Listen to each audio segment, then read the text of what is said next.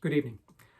Given the gravity of the presidential impeachment proceedings, I thought it only appropriate to give the great citizens of my state an explanation as to the logic behind my vote today.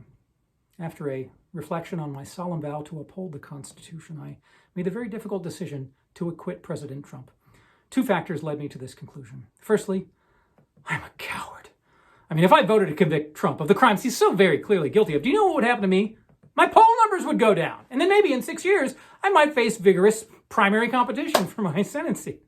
I know that police officers lost their lives defending me and my colleagues from almost certain violence, but in a way, it's kind of lucky that they're not alive today to see how their sacrifices have been repaid by my own cowering and utter failure to uphold even the most basic principles of law.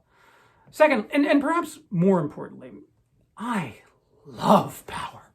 Being powerful is great, and I'm willing to do anything to acquire and hold on to power. I used to think that I was driven by deeply held moral principles that were integral to the prosperity of our republic.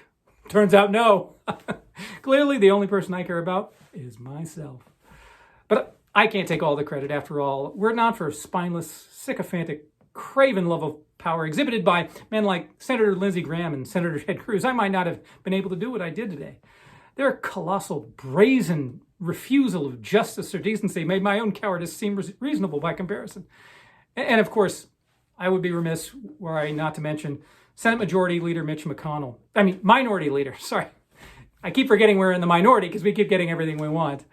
I remember a political strategy meeting a couple of years ago when they laid out the plan that our total political philosophy was that we were going to flood the zone with disinformation and voter suppression until our eyes bled. And I was like, is this going to work? Turns out it did. Who would have thought? But now that we're past this divisive distraction and we think about what is next for our nation, I want to promise you that the Republican Party has learned a very important lesson, powerful lesson from this experience. And that is that we can get away with anything until the Democrats stop us. Like that's ever going to happen. God bless America.